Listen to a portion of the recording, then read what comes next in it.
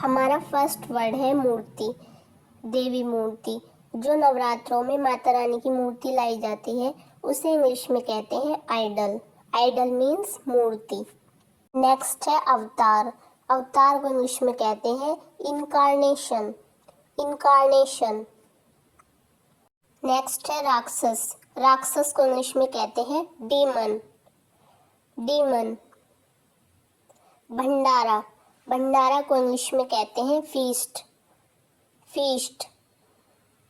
Next है जागरण।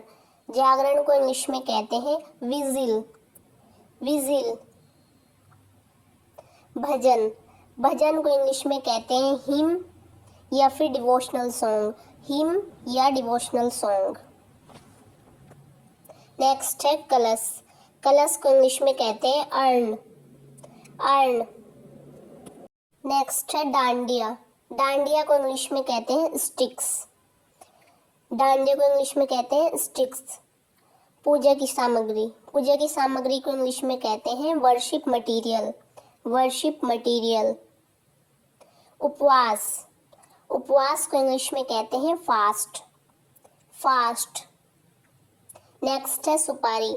सुपारी को इंग्लिश में कहते हैं betel nut. Betel nut. Next है लौंग। लौंग को इंग्लिश में कहते हैं क्लोव। क्लोव। नेक्स्ट है घी। घी को इंग्लिश में कहते हैं clarified butter. Clarified butter. Next है दिया।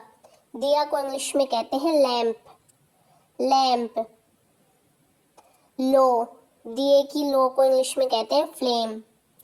फ्लेम। रुई की बाती। रुई की बाती को इंग्लिश में कहते हैं cotton wick. Cotton wick. Next है अगरबत्ती। अगरबत्ती को इंग्लिश में कहते हैं इंसेंस स्टिक या फिर जोस स्टिक।